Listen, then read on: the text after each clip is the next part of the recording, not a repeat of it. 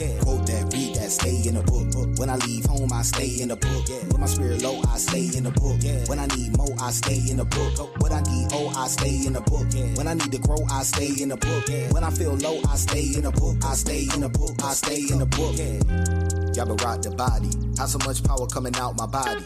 I can turn water to the potent yayin. Wish we had this when they smoked the Mayans. Quote that, read that, folks is lying. They never gon' teach what was written by them. They know the outcome don't provoke the lion. It's potent, so focus and don't deny it. I just take a hit and I'm choking by it. The Lord got smoke for the Goyim tyrants. They gon' get hit when your boy inspired. The Lord made bitches with the words of Kayim. They live by the sword, so they dying by it. And I speak the word with the sword of fire. We above the birds, we are ordered higher. The border deserve the fire, like quote that, read that, stay in the book. When I leave home, I stay in the book, yeah. When my spirit low, I stay in the book, yeah. When I need more, I stay in the book. When I need I stay in the book, yeah. When I need to grow, I stay in the book, yeah. When I feel low, I stay in the book. I stay in the book, I stay in the book, yeah. Quote that, read that, stay in the book. When I leave home, I stay in the book, yeah. When my spirit low, I stay in the book, yeah. When I need more, I stay in the book. When I need I stay in the book, yeah. When I need to grow, I stay in the book, yeah. When I feel low, I stay in the book. I stay in the book, I stay in the book, yeah. Yabaraka Yadi, feel the spirit moving through my soul and body. Everything I touch turn to gold and probably. If I stay in the spirit, I behold the godly. People learn to God when they strolling by me. Get a hold of God when I'm holding Bobley. Wrapped in a word like it's Cole and Mari. Cause I stay in this place like Cole and Tommy. Bold in the face of the Roman century. Molding my sons to be my own infantry. Protecting my wife when I hold her gently. Teaching my daughter how to know a mission. But sometimes I slip. And I lose my grip. And I lose my wisdom. So that's why I do this. I quote that, read that, stay in the book. When I leave home, I stay in the book, yeah. When my spirit low, I stay in the book, yeah. When I need more, I stay in the book. When I need I stay in the book, yeah. When I need to grow, I stay in the book, yeah. When I feel low, I stay in the book. I stay in the book, I stay in the book, yeah. Quote that, read that, stay in the book. When I leave home, I stay in the book, yeah. When my spirit low, I stay in the book, yeah. When I need more, I stay in the book. When I need I stay in the book, yeah. When I need to grow, I stay in the book, yeah. When I feel low, I stay in the book. I stay in the book, I stay in the book.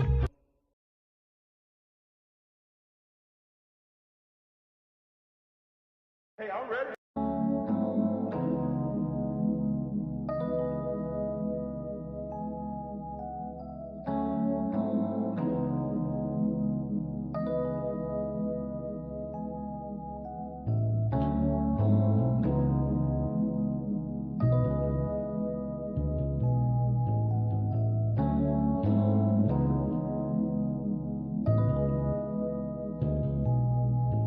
Me and my brothers, they gon' roll for me. They oppose me. They get souls to me. Me and my brothers, they gon' roll for me. They oppose me. They get souls to me. Me and my brothers, they gon' roll for me. They oppose me. They get souls to me. Me and my brothers, they gon' roll for me. They oppose me. They get souls to me.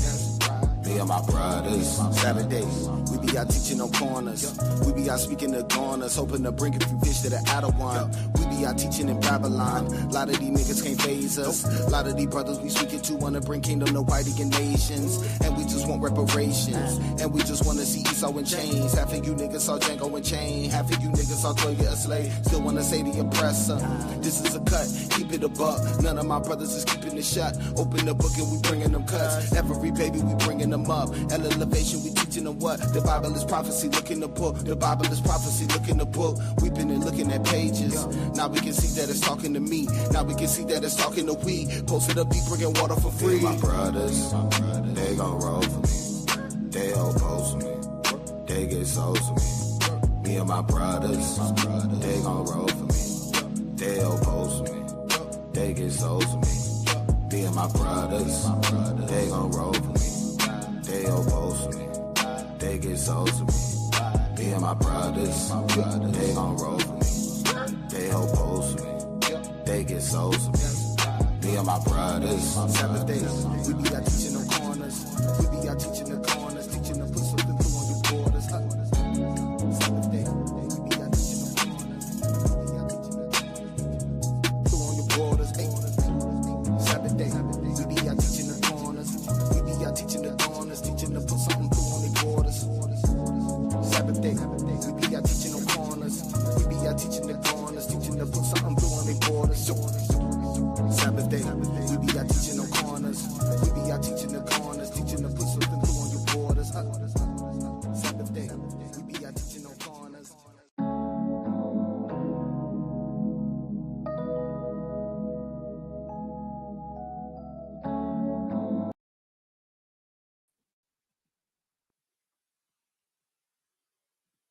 Shalom, shalom. It's Officer Karat Desire with Anointed House of Saints coming here to you with another Sabbath lesson.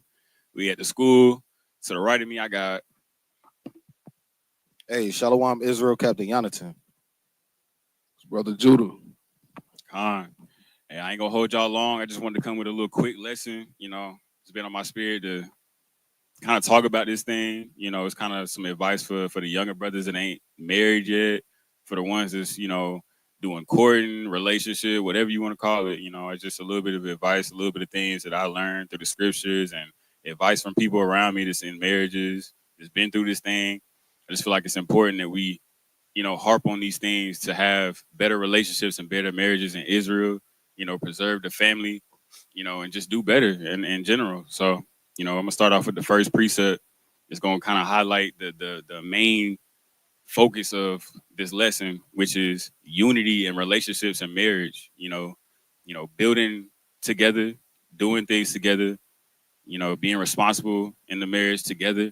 It's about unity. So um Ecclesiastes 4 and 9. We're gonna read through 12. Khan. This is the book of Ecclesiastes, chapter 4 and verse 9.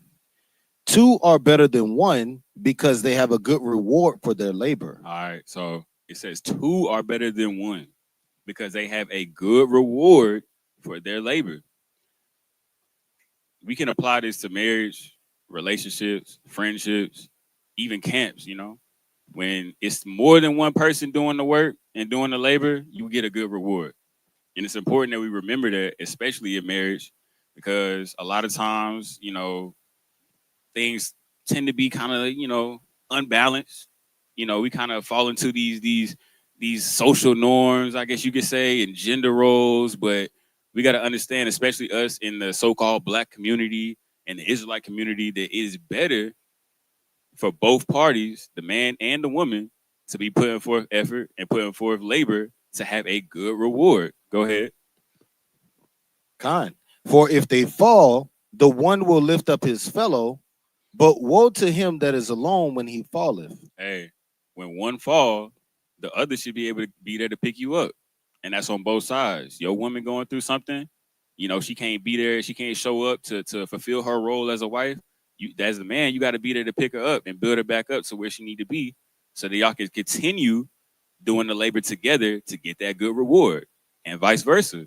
When your man is going through something, he down on his luck, or something happens, something unfortunate happens, as the wife and as the woman, you got to be there to pick your man up and be there to support him, so that y'all can get back to where you need to be to get that good reward. And we see all the time, on both sides, things start to get shaky. Things ain't going as you want them to go. They get a little shaky. One side might look at the other person and be like, I ain't trying to be there for you, you know, or they feel like, they shouldn't have to be put through that and have to be there and endure through the trials, and then you end up with divorces, you end up with splitting up, and you end up with arguments, and it's just a whole lot of chaos when one side feels like they don't owe the other person something, but they also want to require that from the other party. So it's important that we get back to unity in marriages. Both sides putting in work to get that good reward. Go ahead. Khan. But woe to him that is alone when he falleth, for he have not another to help him up. Again, if two lie together, then they have heat. But how can one be warm alone? And if one prevail against him, two shall withstand him. And a threefold cord is not quickly broken. So it says, again, if two lie together, then they have heat. Especially in today's society, a lot of people are opting out of marriage. They don't want to be in a relationship. They want to just kind of just be out here doing their own thing. But it's asking you, it's like, how are you warm at night when you don't got nobody to lay with you? And what it's basically saying is, you need that other person. You need that partner to be there with you to, fulfill those roles, to keep you warm at night, to support you, to pick you up when you fall. And I feel like in the Black community, especially, we done lost sight of that.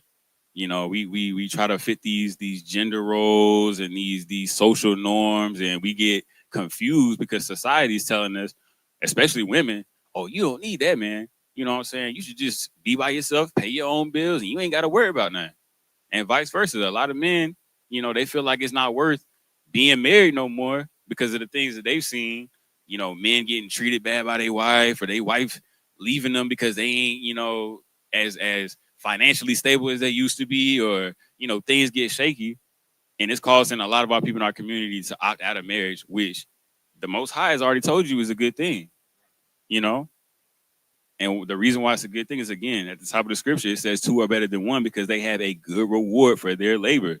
You get a lot of things accomplished and a lot of things done when you and your partner are doing what you're supposed to do, and y'all on the same accord, and y'all moving forward to reach a certain goal. All that, trying to be independent on both sides, it don't never work out how you think it's going to work out. And it's been proven. And that's why I got the statistics. It's a proof point, because our community especially shouldn't be moving like that. It don't make no sense.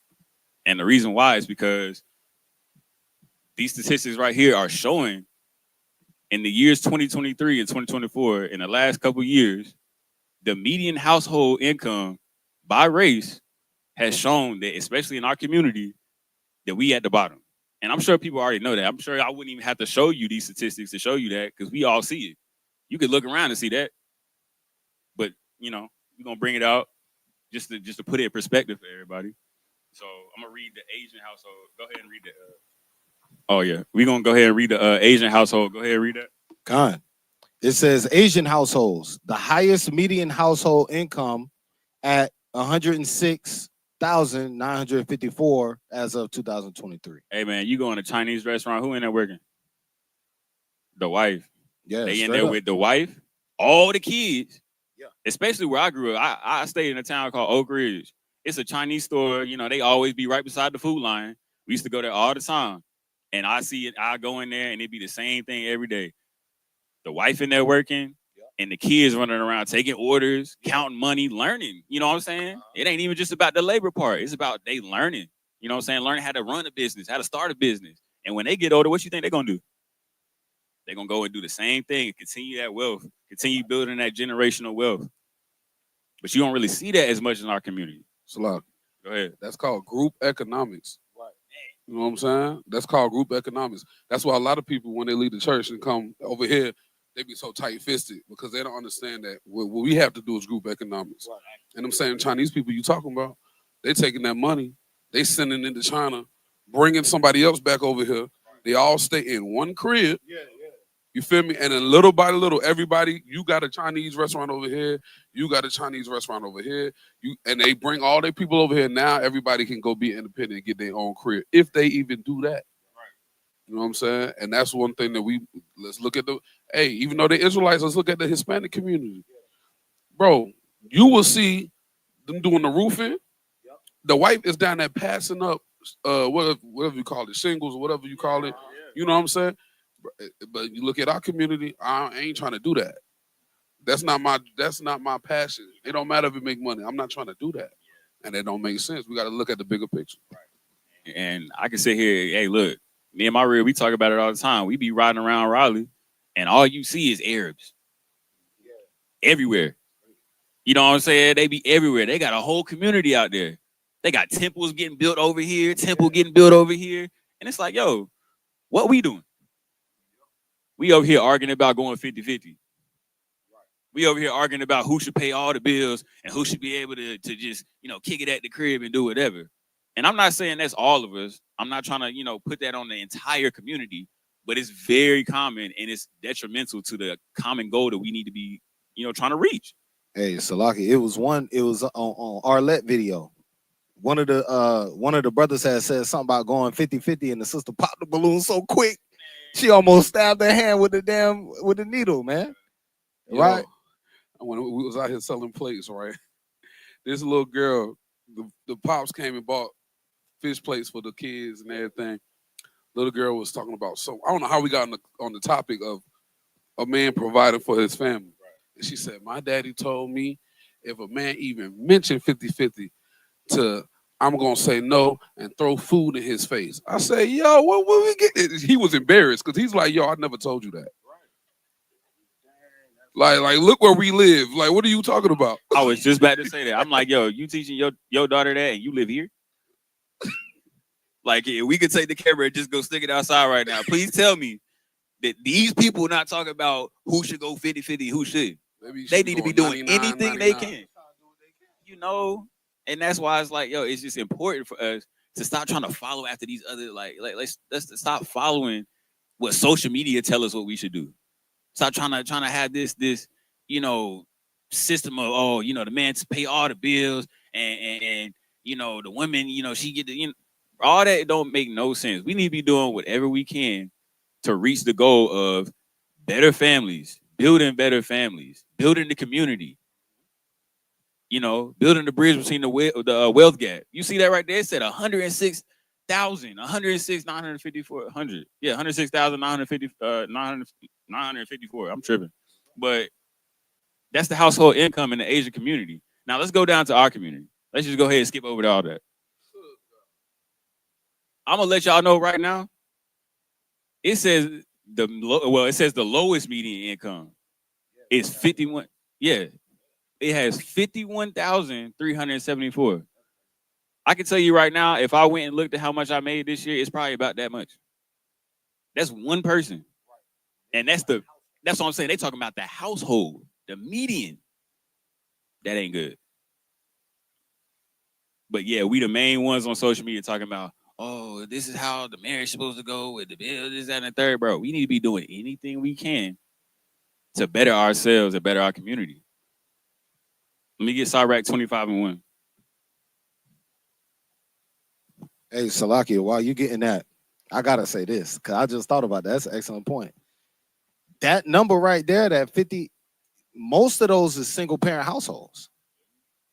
So if we talk about the black community, most of those is single parent households. And who's leading that household? The woman, right? So the woman is bringing in 50,000, and the black woman is generally the most educated person in the black community, right? So they got the better jobs, they got the most income. But then when a brother come in to add to that household, yo, you gotta take over everything. Yo, you already making 50K. If we work together, we can make this thing happen. You know what I'm saying? But when you by yourself, it's good. You don't have no problem to carry the household when you by yourself. When a brother come in, it's a problem even being 50-50. That's a crazy mindset. Salaki, I gotta bring this out to go with the brother's point in the lesson, right? Black buying power, right? I'm gonna explain what this is. It's the economic power of black consumers in the United States. All right. So the projected growth, the black buying power in the year of 2024 and 2025 is supposed to grow to 1.7 at the low end to 1.98 trillion by 2025. But here's the problem with that. How are we the lowest on the totem pole when it comes to income, but we spend the most? The reason why is because these other nations benefit from the dysfunction in our communities. And part of that dysfunction is us making the least amount of money, but we always trying to be the ones buying the most. And the reason why we always trying to buy the most is because instead of actually getting right and actually getting to a place where we actually, you know, having things, having assets, investments, all type of stuff like that, we just want to look like we doing good. We don't actually want to get to that point where we actually are doing good. Are you ready? Go ahead. Hello. Oh, I was gonna say, and I think like the rap videos and stuff do it the most. You know what I mean? Like they promote all that type of stuff. You know. I don't think that you know, like the country music videos or the pop, those videos and stuff like that. They don't promote you know, like the cars and the all that type of stuff like our videos do. So I think that probably has a big impact on it. Hey, that's a fact. And I was gonna get into that because it's, again, like I said, it's social media, it's the social norms, it's the things that we get influence in our community. We look at the rap baby mamas, the women look at the rapper baby mamas, the brothers look at the rappers. And then we fall into that, not realizing that that's not feasible and logical for every household, for the majority of households, to try and live a lifestyle like that. Of course, you can pursue that type of lifestyle if that's what you are pleased to do, but it's just not logical. And the thing about it is, a lot of them people be going broke because what they do, they get that money, they get that lifestyle, and then they waste it on doing useless things, like things that aren't for the betterment of the community, for the betterment of the household. You look at the rapper baby mamas, they be cool at first, and then something happened, and now they split up. So it's like y'all did all that for nothing. You know, now the wealth is split up because she over here with half of your money because you were sitting there, supplying her with all this, the cars and everything. Now she done took your money and went over here. So now households are split up. Now you back to a 51,000 household income for each household. When in reality, it could have been 100K, 120K. You know what I'm saying? Our mindset is been flawed for a long time. And that's why a lot of our marriages don't last. That's why a lot of our marriages aren't fruitful. And that's part of the reason why I wanted to bring out this lesson, because it's important, especially when we come into this truth. We always talk about it. If you know better, do better. But we need to start doing better. Because at the end of the day, you come into the Israelite community, and I mean, yeah, we preach it a lot, but it's still a lot of households that's not trying to, they're not getting the bigger picture, And that's important to understand that it takes two, probably more than two. You know what I'm saying? This economy is crazy right now. The housing market is crazy right now. But again, we so caught up in trying to look like we got it on and look like we got it figured out that we're not actually trying to get there. And what we all understand, a lot of people who understand finances, understand how things work, we understand that in order to get to where you actually got it going on, you got to stay down. You got to be realistic about your situation. All that superficial stuff, it don't lead to nothing but disappointment. You trying to keep up an image, and then one day you gonna turn to you like you ain't got nothing. You know what I'm saying? You ain't really got nothing. You ain't getting nowhere. Go ahead. Got a precept to what you just said. All right, then we're gonna go to your Sirach 25. Right? But he said in order to get to the point where you actually have something, because there was a statistic that I just seen. It said that the financial wealth in the black community is way behind other communities, because less than 50% of people in the black community own stocks or real estate. Right? Now raise your hand if you got a mortgage in here. See what I'm saying? One family out of everybody, but that's the point. That's what the statistic is saying, right? And he was like, hey, yo, you got to stay down to get to a certain point, meaning you have to live below or at your means. And we kind of quit trying to look the part, right? So, and looking the part, trying to look the part can be a curse, because when you lose it, now everybody clowning you. And that's why I wanted to bring out this precept. This is Luke 14:28. It says, for which of you intended to build a tower, sitteth not down first and counteth the cost, whether he have sufficient to finish it. Lest happily, after he have laid the foundation and is not able to finish it, all that behold it begin to mock him, saying, this man began to build and was not able to finish. Or what king go to war against another king, sitteth not down first and consulted whether he be able with 10,000 to meet him that cometh against him with 20,000, right? So the point is you got to see if you can live this lifestyle, because the problem is, especially in these marriages like you're speaking of, brothers, if you are living way above your means to please a woman, when you fall, when the economy goes up and down and you cannot do what you was doing before, she is going to complain. It's going to happen. And guess whose fault it is? It's not her fault. You set the expectation. Now that's your fault. You have to be comfortable with saying no. You feel what I'm saying? So let's get the precept, man. Hold on. Let me get Song of Solomon 8 and 7 first, because that is gonna go right into that, because that's a good point. And we all had to learn that lesson. I had to learn that lesson. You know what I'm saying? Every brother want to come out the gate and be that dude. Oh yeah, I got it, baby. You know what I'm saying? I'll take you over here. I'll do this for you, this, that, and the third. But deep down inside, bro, you can't keep that up for too much longer. You know what I'm saying? After a while, you got to be realistic and be like, nah, you know, if I actually want to take care of this woman and I actually want to give her the things that she need, yeah, long term. And it's even vice versa. If a woman, you know, she coming in, you know, and she giving you the, you know, oh, I'm just so loving and caring and this, that, and the third. That's long term. That's not something that you just do to get the man. That's something you do forever. So we're gonna get that Song of Solomon. God, that's the book of Song of Solomon, chapter 8 and verse 7. Many waters cannot quench love, neither can the floods drown it, Salakia. If a man would give all his substance of his house for love, it would utterly be contemned. Amen. That word contempt. Actually, let's get that word contempt, because I don't want to. Hey, look, I don't want to butcher that definition, but I kind of know what it means. It kind of means to make it useless. The word contempt is kind of like to make something useless or to see something as useless. And basically, what that scripture is saying is, you cannot buy love. The substance of your house is useless when it comes to real love. So if you feel like you in a position where you giving up all your goods in your house and you doing the most just to get love, you need to evaluate that situation. God. Especially as a man, you got to really evaluate that situation.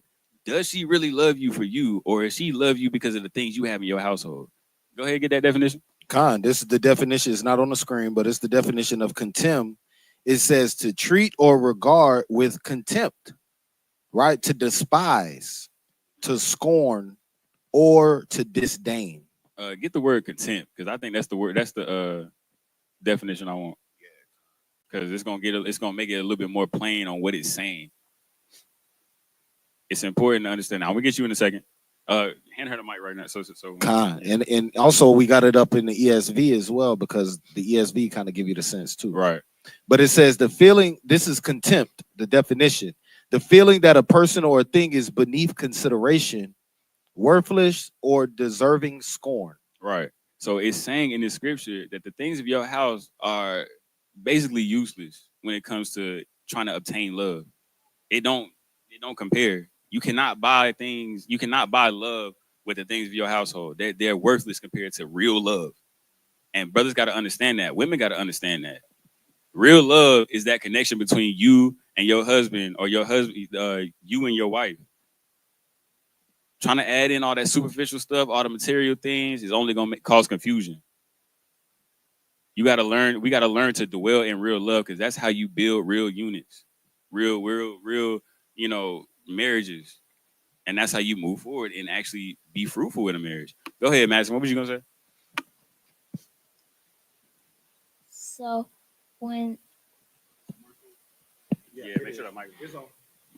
so when rich people have money and like Speak a little bit into the mic. A little bit louder. okay, so when rich people have money and like a woman comes, they hot and they like gold diggers. They only when all your money is gone, they're gonna leave and have a little bit of the money and like have like a Gucci purse and all that stuff. And then when all the money's gone, they're gonna leave because they wanted the money, not Right. Hey, you smart. Well, child understands that. I was about to bars. But some of y'all, say. She was basically saying that when a gold digger, when a woman comes into a rich man's life, or a man who has possessions, has money, has everything together, a lot of times they come in for the goods, for the benefits of the resources, and then when things go wrong, like I was saying earlier, they end up leaving. They gone. And you know, especially the brothers in this camp, we done seen that in real time a few times, and it'd be sad because it's like, I mean, it's kind of hard to deal in that situation. You don't know like how to really. All you can do is just look at the brother and be like, "Dang, bro, you got." You can't sit there and try to counsel this man. Look, I was watching the IUIC video, and the brother brought out a good point. Once the sister got her mind made up, it's over. Especially in a situation like that, she already got her mind on the good. She already know what she trying to go after. Once she leave and she see that you ain't got nothing, it's nothing you can really say to her. She gone. And brothers got to be weary of that.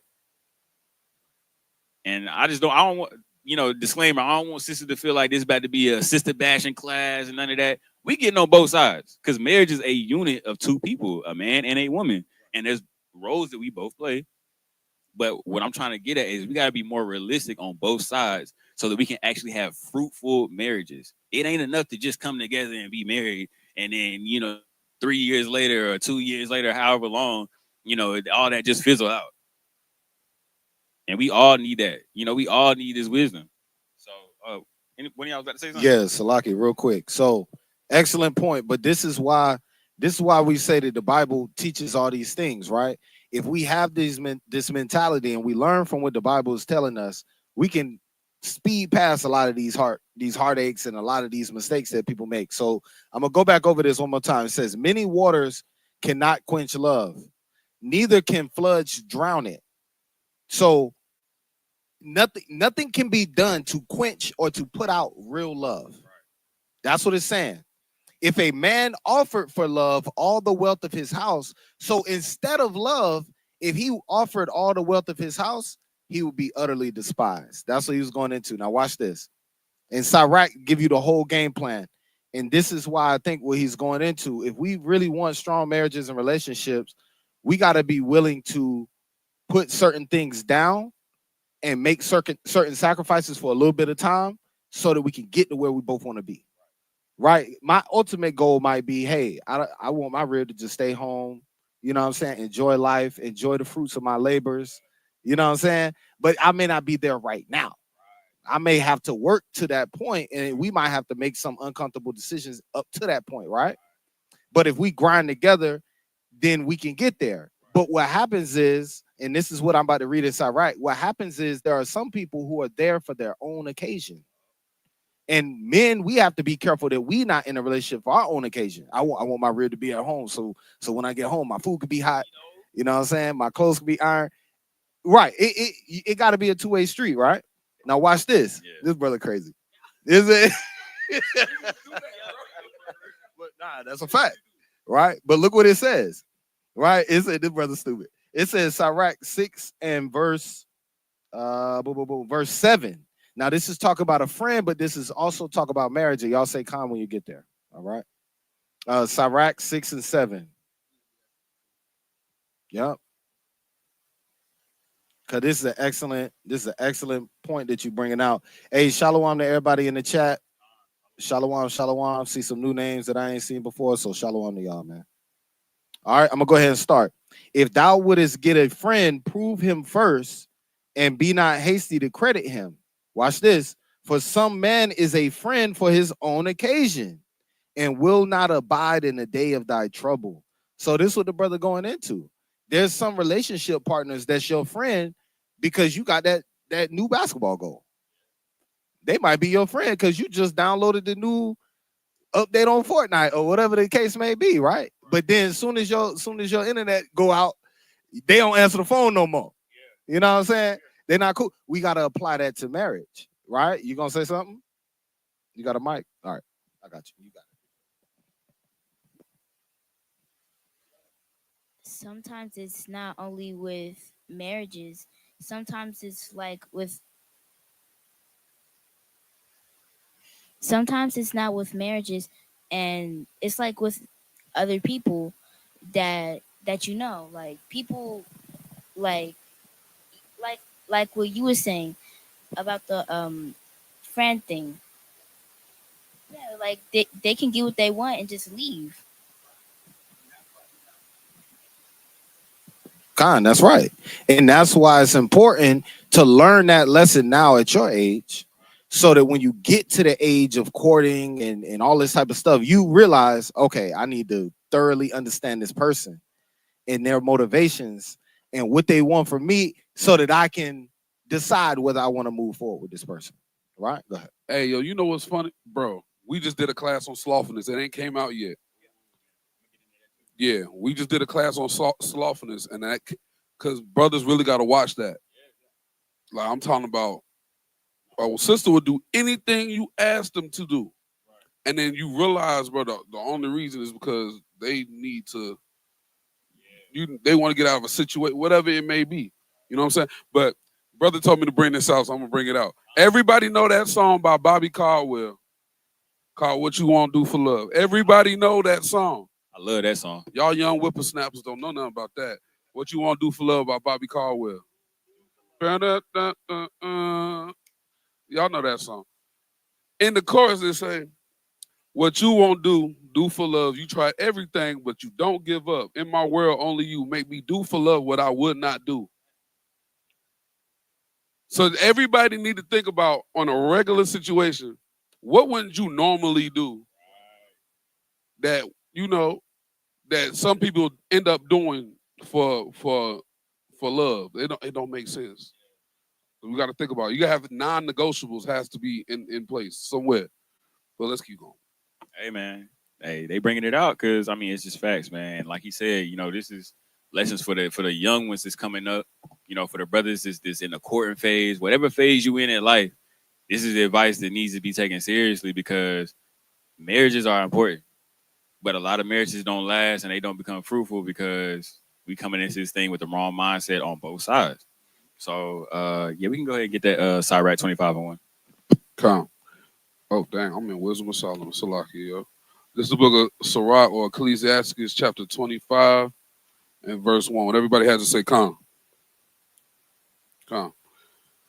In 3 things I was beautified and stood up beautiful before God and men: the unity of brethren, the love of neighbors, a man and a wife that agree together. A man and a wife that agree together. Look, it's important that y'all agree together. And that comes with what we've been talking about. What do you want from the marriage? What do both sides want from the marriage? Do y'all just want to get together and shack up and share resources for the sake of staying alive? Or are y'all trying to build something and move forward and be fruitful? And that's something that you gotta really take serious, because on one side, for the man, you might get with a woman and you might think, oh yeah, she here with me because she's trying to, build, have a family, this, that, and third. But in her mind, she got something else going on. She got a whole nother plan she got going on, and vice versa. Women get with a man, they thinking, oh yeah, this man gonna love me. He gonna take care of me. He gonna try to do his best to build with me and be fruitful. And he really just trying to, get some, or whatever.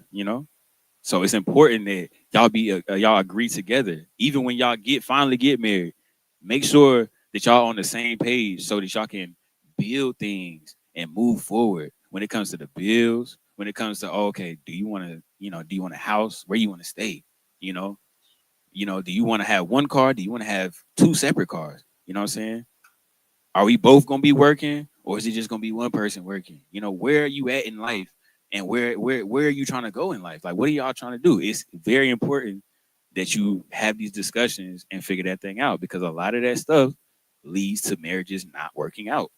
Y'all be on 2 different pages, but sitting here together as if y'all on one accord. You gotta have them conversations. And again, this is advice for me too. When I was writing this lesson, I'm just like, yo, this is a lot. It's a lot of things in here that I also need to take heed to. And it's important for me to take heed to it because I want what's best for the family that I'm trying to build.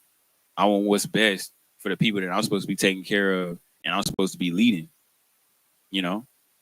So it's very important. Go ahead and get that Matthew 19:5. You got to be on one accord. Con, this is the book of Matthew, starting at chapter 19 and verse 5. And it says, and said, for this cause shall a man leave father and mother, and shall cleave to his wife, and they twain shall be one flesh.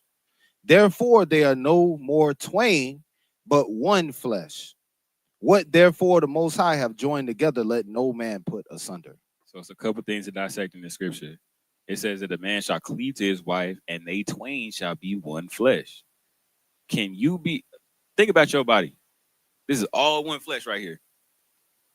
Am I gonna wake up one day and then half my body gonna be over there and half my body gonna be over here? It don't make sense. Wherever this side of my body going, this side of my body going, because we all one. So it's the same thing with being in a marriage. A man and a woman, when y'all become one, it is now a joint effort and a It's teamwork. It's a unit, and y'all supposed to move as a unit. Y'all supposed to be on one accord, and y'all supposed to be trying to accomplish the same goals and move in the same direction. And that, it's just that's just how things work. That's why I pulled the first scripture. It says that two are better than one because they have a good reward for their labor. That's how you get a good reward, is by being on one accord. And for the men, it's really your responsibility to set that standard and be there and be like, yo, we got to be on one accord and we got to do this thing. We got to figure out what we trying to do. Again, this is something that I had to dissect myself and come to the realization, like, it's important for me as a man to lead and lead in the right direction, but also live by these principles of understanding that everything got to be one. We got to move together. We got to be a team. Yeah, go ahead. I'm gonna pull a precept real quick. I want to look at this definition though. I just want to look at this definition real quick. Look up. Look up the if you would, the definition of the word dissimulation. Yeah, yeah. I mean, you can put it on the screen because, matter of fact, I could do it. I'm tripping. I forgot I'm on the other side. Dissimulation. You can put a precept. Romans 12 and 16. Oh, nice. Yeah. You got that precept already? What? Romans 12 and 16. Nah. All right, I got it. I'm gonna pull it up on the screen, you know. I just want to make sure I ain't stepping on your class. All right, so the book of Romans, chapter 12 and verse 16, or actually starting at verse 9, excuse me. It says, let love be without dissimulation. Abhor that which is evil, cleave to that which is good. The reason why I wanted that precept, and I'm going to skip down to 16, is because it says, let love be without dissimulation. Dissimulation means concealment of one's thoughts, feelings, or character, pretense. The brother just finished talking about the important conversations you got to have in the beginning stages of a relationship, whether they easy or they hard, or we feel like it's stupid questions. Somebody should have common sense, whatever it may be. Because I don't know you. You don't know me. The real person. This is what we're talking about. Because, when you first start dating, you can be given the shell of yourself. Yeah. So it says, let love be without dissimulation. You're supposed to say how you feel, say what's on your mind so the other person know what they're dealing with. Now let's go down to verse 16. It says, and it's just to land me back on what he said, it says, be of the same mind one towards another. Mind not high things, but condescend to men of low estate. Be not wise in your own conceits. The reason why I wanted that precept is because it said, be of the same mind one towards another. So like the precept he just brought out, a man leaves father and mother and cleaves to his wife. They one flesh, even though they two separate people, because they have the same thought process. You know what I'm saying? If we got kids together, you should know this ain't happening with my kids, and I know this ain't happening with my kids, right. Even if we not around. You see what I'm saying? Whatever it may be. So I just wanted to bring that precept out in that definition. Hey, that was mighty right there. That's a fact, man. Got to be on one accord, man. Got to be of the same mind. Got to have a plan. Got to come together and do that thing together, man. And that's really what love is, man. If you love somebody, you willing to, okay, let's work things out. Let's do things to better each other, and let's team up and attack the world together. Because we all understand, like I was saying in the beginning, as being in this community, the black community, whatever you want to call it, the Israelite community, everybody is against us. And it don't make sense for us to be against each other. Oh, nah, I'm going to challenge him. And, oh, nah, you got to do this, that, and the third. No. And vice versa. You as a man, you trying to be a lion in your house, trying to come at your woman because she don't want to do certain things, or she doesn't, y'all got to come together and have a plan and be on one accord. And if y'all can't get on one accord, y'all going to have to, go, it's going to be a problem, or y'all going to have to go separate ways and be real. You got to be realistic, Go ahead. Yeah, I was just gonna say what you said, Tico, but also what Judah said as well, like being equally yoked. Like if you have the two animals, as we know, they they both are supposed to be going the same direction or whatever with that yoke on. But if you got one animal, what you said over this way, another animal, what you said over this way, like they're never going to be able to move together in the right direction. So, being in that relationship, being able to agree, so you're able to, you're not listening to your side of parents and da da da. You know what I mean? Yeah. Like it keeps the confusion down or whatever because y'all one body. And that's a fact. That's a fact. Beautifully said. So, I wanted to bring this preset. I wanted to bring out this word prudent because as a man, you should be trying to find a prudent woman. And as women, you should be wanting to be prudent. Now, what does that word prudent mean? Let's get it.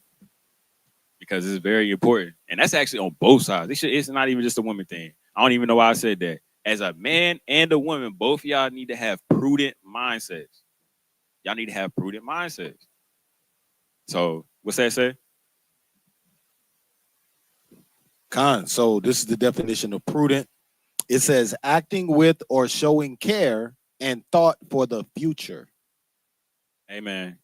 You should never be complacent in a relationship, right? And that's why I'm trying to push is that when you get married and you get that person that you feel like, okay, we can do this thing, we're gonna be together forever.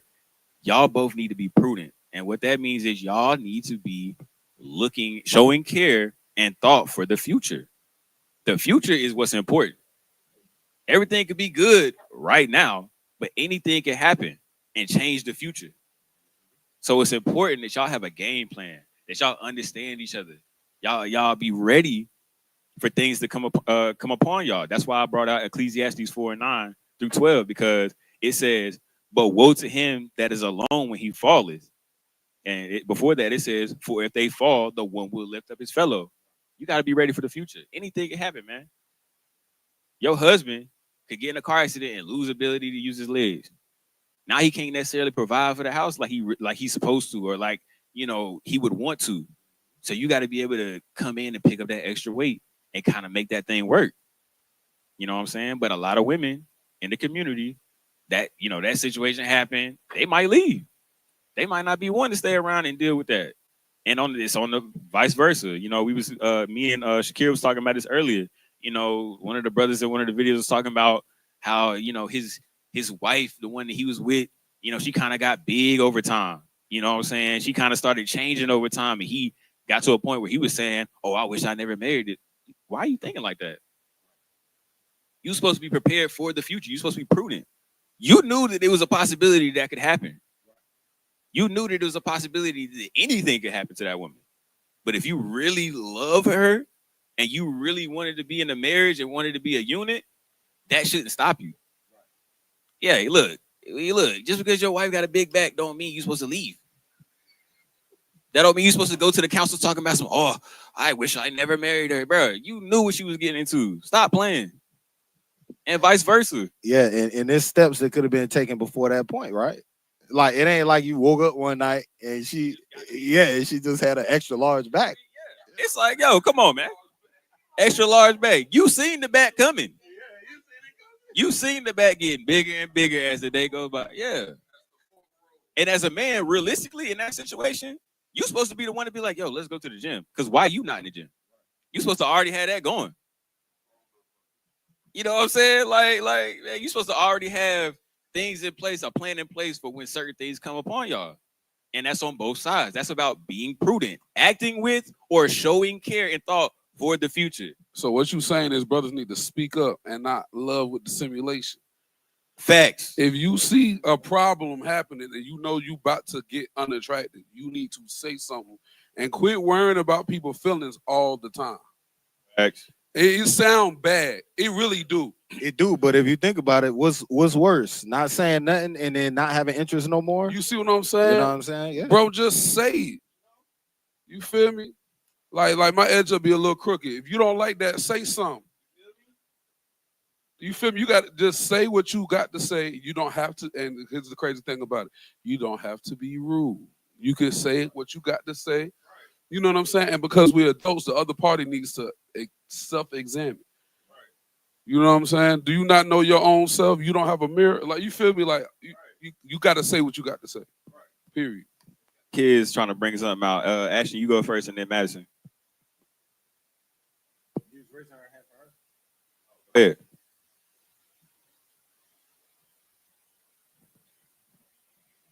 Bring it out.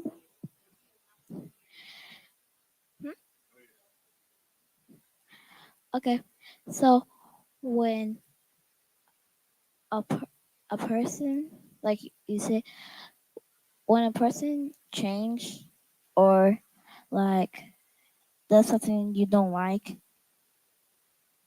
you have to say it. And some people do not want to hurt feelings, like me. I do it all the time. But sometimes you have to tell them, like if they look like they ate fried chicken, you have to tell them that. Okay, repeat that. You said sometimes you have to tell them what? If you put too much lip gloss on, it might look like you ate fried chicken. So you have to tell them you have fried chicken. Yo, this is Hey, what just happened. hey, look, you got a point. You got a point. What she was bringing out is, you know, sisters, some of y'all be going crazy with the lip gloss. Yeah, kissing your husband's having them look like Sometimes you holiday. You know what I'm Sometimes you saying? gotta fight before. I done been there. Me too. You know what I'm saying? And some of y'all, hey, look, it's not even trying to. Like, look, again, this goes on both sides, man. Some women they be putting way too much makeup on. I get putting some makeup on, like you know, my real, she put some makeup on, she be looking good. But some of y'all be looking scary. Yeah, it be yes, like we not sure whether the I don't know, Ak or sis, like yeah, We don't know if you part of the alphabet community. and vice versa. As a man, you know what I'm saying. Women, they be, you know, they be afraid to let you know as a man. Hey man, you putting on a couple extra pounds. You know, is you gonna be able to run with your son whenever it's a time? You know what I'm saying? Hey, or you know, you start to get uncontracted. You get, you know, you just whatever it could be. Make sure that you love that person enough to bring it up and have that conversation on both sides. And that's why, you know, we got Hebrews 13:4. Go ahead and read that. Con, this is the book of Hebrews, chapter 13 and verse 4. Marriage is honorable in all, and the bed undefiled. But whoremongers and adulterers the Most High will judge. Like I told you to get the wrong precept. My fault. Oh, you wanted that Proverbs 19? Nah, hold on. Yeah, That it's is a a good good. It's a very good precept. Give honor to marriage and remain. Oh yeah, that's it. Say it again. Repeat it. My fault. I'm Yeah, tripping. Con. This is Hebrews 13 and 4. Marriage is honorable in all, and the bed undefiled. But whoremongers and adulterers God will judge. Read it. Do we got the ESV? Yeah, Con, I can do that. Or is it the ESV? Oh, the NLT. My fault. Read it in the NLT. NLT. Because we need to make that a little bit more plain. Read it in the NLT. Because basically what it's saying is you have to honor your marriage. Marriage is honorable to the Most High, but you gotta honor your marriage, and you gotta remain faithful. It's all good. You gotta remain faithful in your marriage through the good, through the bad, through the ugly, through the pretty, all that. When you find your person and it's time to lock in, and y'all finally made that decision, you with that person. So whatever come with that, you got to be ready to deal with that, and it ain't no turning back. Con.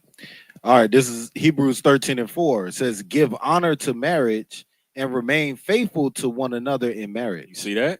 And remain faithful to one another in marriage. That means, sisters, just because your man fall on hard times and he ain't been able to, you know, spoil you like he usually do, that don't mean, oh, now I need to go to a counsel and find some way to divorce him and get out of this. No.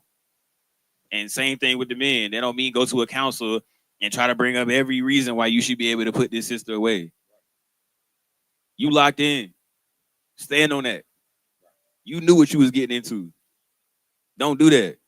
Go ahead, Asia.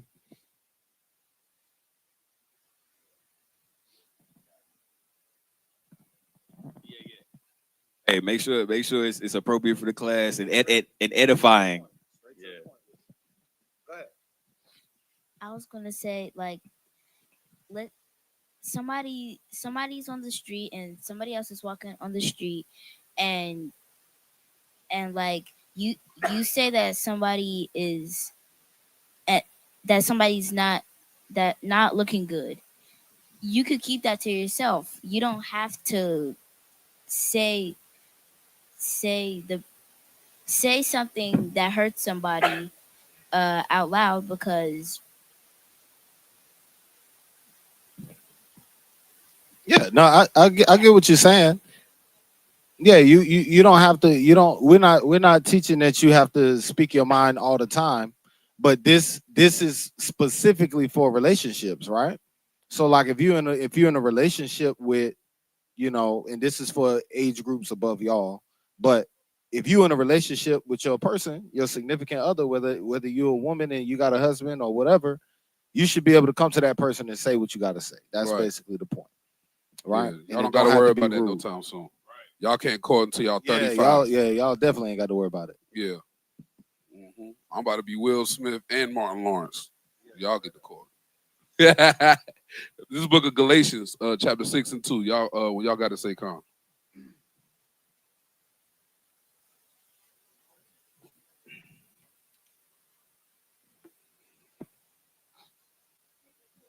Con.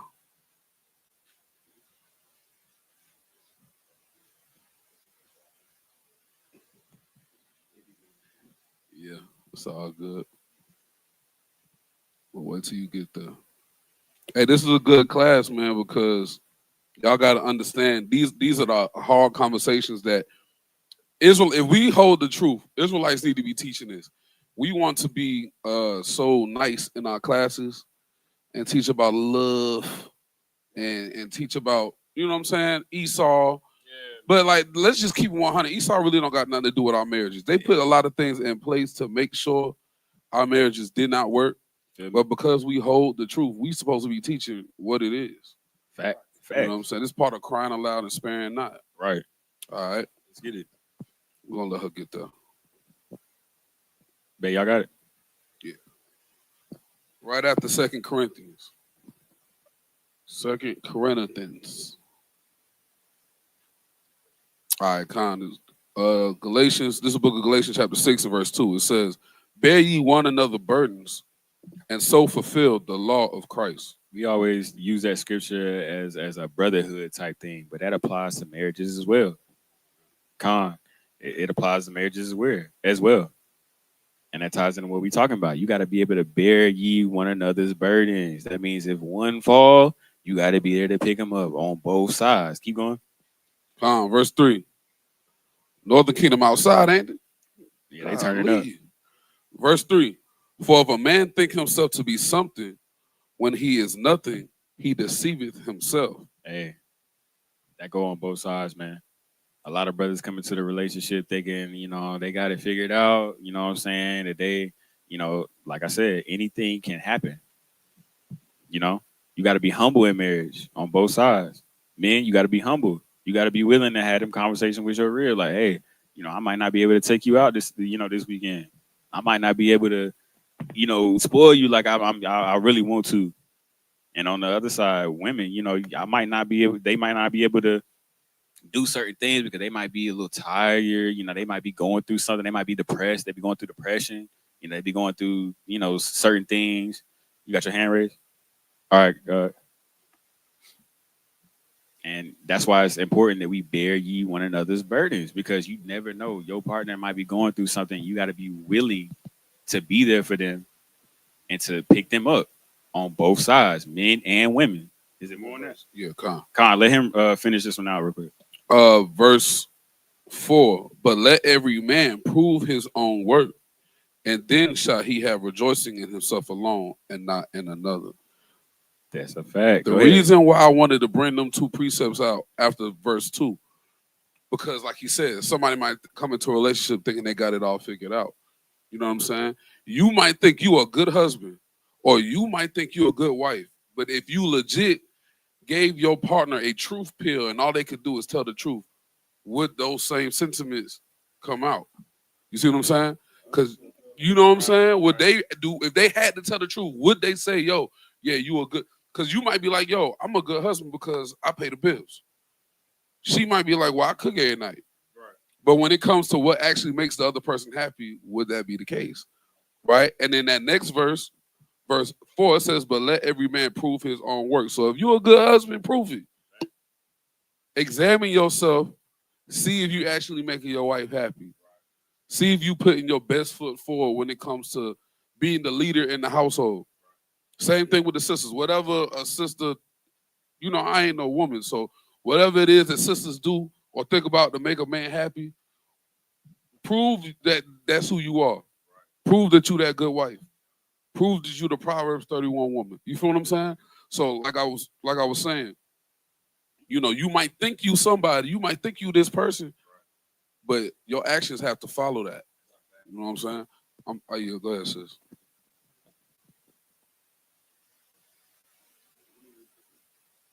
I was just gonna say, just for myself and just being young, or and newly into like a relationship that will lead into marriage, just not solely trying to like look at other people's relationships as relationship goals, like I'm glad you said that.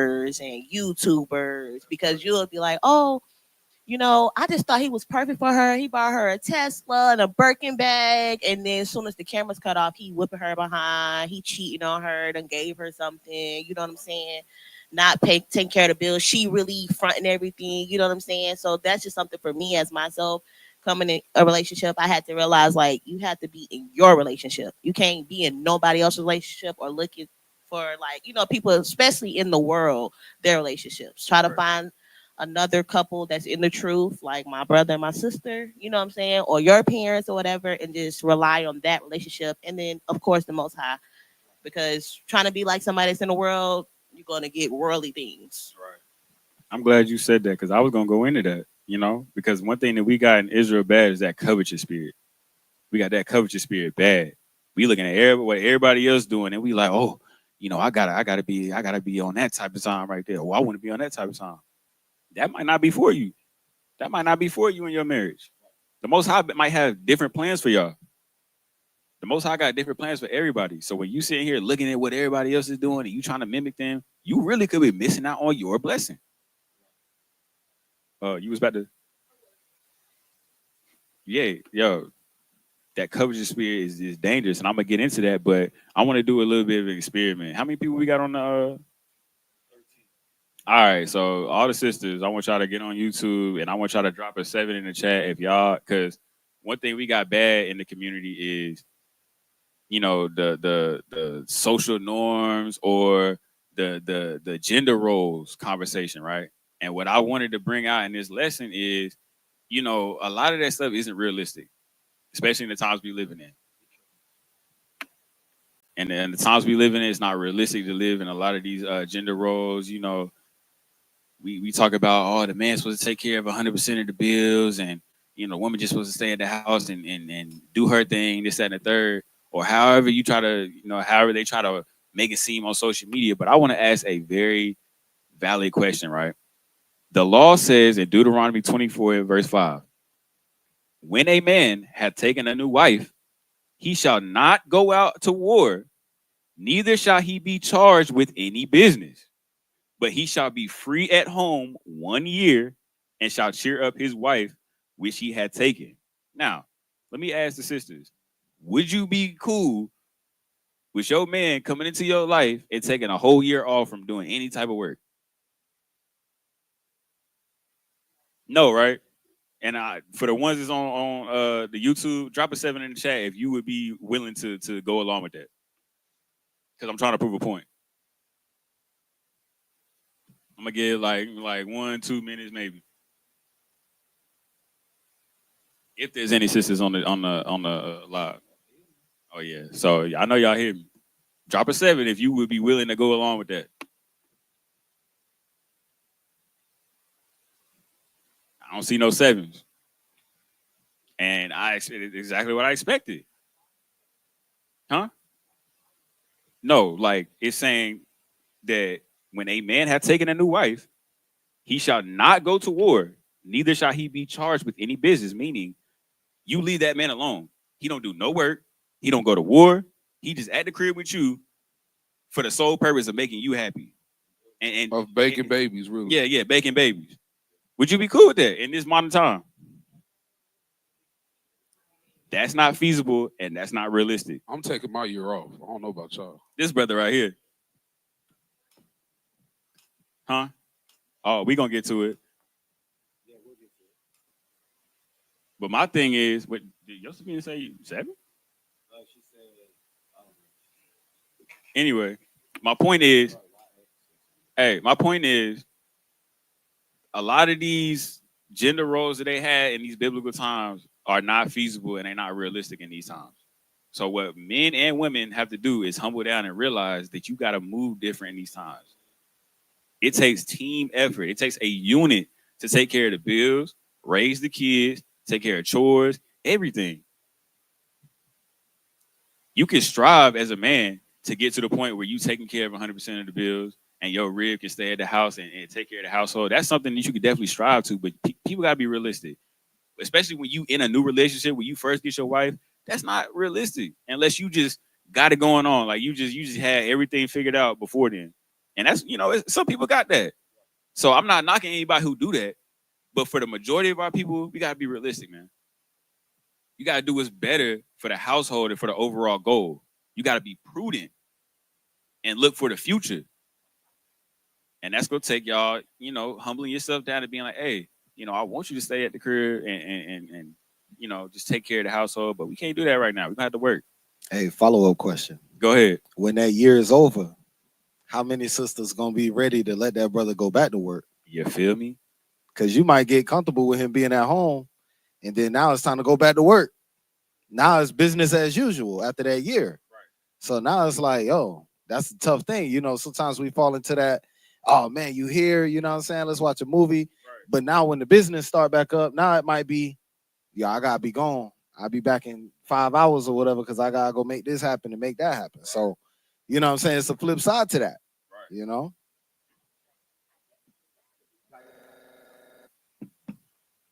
We got a sister who's going to bring it up. And we're going to get to that question in the chat real quick. Give me what I was just going to say that, I've definitely had to do both. Like when my husband was in the military and I had maternity leave, he was able to stay home for, I think, like 2 months or so. Yeah. So I got comfortable with that. But then also when he deployed, I had to hold it down. So I've lived that life for a minute, like back and forth. So I've definitely adjusted with it. And even when COVID happened, like he was going to work 5 days, but now he has the hybrid schedule. So, I got a little bit of the, him staying home. I ain't gonna lie, I was in tears when he had got ready to go back to the hybrid. But, it's just life, but you just gotta learn how to adjust with it. And that's good advice. That's the advice that a lot of the older women or women that's been in, marriages for a while should be giving these young sisters. You know what I'm saying? You got to be able to adjust to what your man got going on. You got to be realistic now. You got to be realistic. What you want shouldn't determine how things is gonna move. It's what's best for the household that matters. Mm-hmm. And that's why I brought out Ecclesiastes in the beginning. It takes two. It ain't just about one of y'all. It's about both of y'all and what y'all trying to do in order to get to where y'all want to be at. And sister, we ain't forget about you, Sister Judah. What her name is? She had a question. I'm gonna get to you in a second, but I'm gonna let this brother bring the precept out. Yeah, I think that's a new viewer, so we definitely gotta get her. Con. There's a precept that I want to bring out, but for some reason, there we go. I don't know why I couldn't find. Somebody read Ephesians 5:22. You want to read it? All right, get the mic. Who got the mic? Give it to your brother.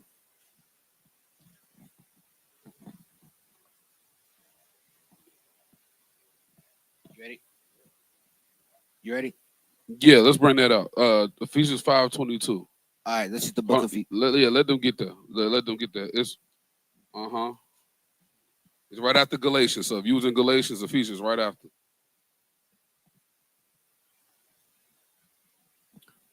And I know sisters hate this precept who don't. Let's put it like this: sisters who may be new, or you know what I'm saying, whatever, or they just might hear it for the first time. They hate this precept, but I'm bringing it up for a reason. All right, let's read it. All right, this is the book of Ephesians, chapter 5, verse 22. It says, "Wives, submit yourselves unto your husbands, as unto the Lord." Read it a little louder. Wives, submit yourselves unto your husbands, as unto the Lord. Okay, the Bible says that wives are supposed to submit themselves to their husband. Oh, my bad. This is Ephesians 5. Okay. 5:22. Y'all good? Yeah, read it. All right. Yep. This is the book of Ephesians, chapter 5, verse 22. Wives, submit yourselves unto your husbands as unto the Lord. Mm-hmm. Now, keep going. For the husband is the head of the wife, even as Christ is the head of the church, and he is the savior of the body. So, the husband is the head of the wife, as Christ is the head of the church and the savior of the body. Right? This precept is saying a lot. It's saying a lot. Now, if you are the sister that wants to go against, your husband might have a plan. He might have a vision. Because the men are supposed to be visionaries. We're supposed to be leaders. We're supposed to be taking our people, our family from here and then bringing them over here. But if you the one who always, well, I got an idea and I want to do, but what if, you know what I'm saying? That spirit, well, what about what I want to do? You know what I'm saying? What about, you feel what I'm saying? What ends up happening? That's an actual question that I want answered by somebody in the room. If your husband has a vision or a plan, right, to get us from here to here, but the sisters always, well, what about me? I got idea. What if I want to do this? And what if I don't want to do that? You know what I'm saying? This is not my passion. I don't want to do that. What ends up happening to the vision? Say it again. The vision is no longer because it's two. Can they hear me? Yeah. Okay, I'm sorry. The vision is no longer because it's two different directions. You trying to take, like you said, the family from one place to another. But if it's so many, the wife is causing roadblocks. You're never gonna get to that destination or that end goal. So what you just said is a precept, and we about to bring it out. Women hate, and I need to ask another question, but I really want the brother to keep going this class. But what was being said kind of just made me think. Women are supposed to submit themselves as unto the Lord, just like Christ is the head of the church and is the savior of the body. Your husband might have a vision or a plan or a goal that the Lord put on his spirit, and you can single-handedly disintegrate it, derail it. You know what I'm saying? And then you wondering why our life isn't like this. Well, sis, it was supposed to be, but it was this route. You wanted to go this route. That route don't get to here. You know what I'm saying?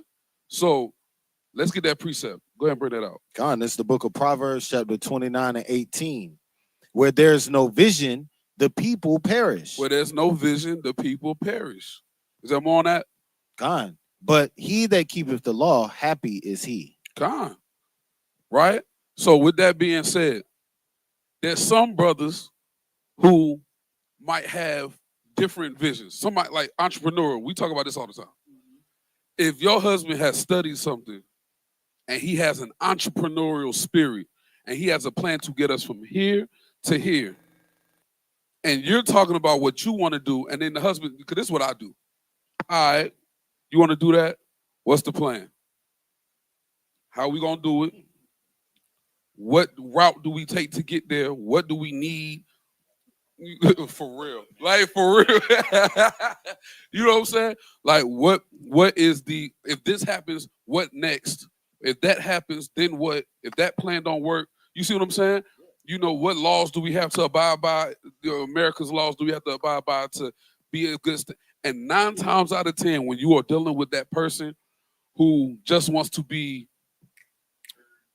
heard, but what's the word? They want to be adverse. They never have a plan. They never have a plan. So the reason why I brought that out is you, just like we brought out earlier, you got to be of the same mind. You have to learn your husband's plan.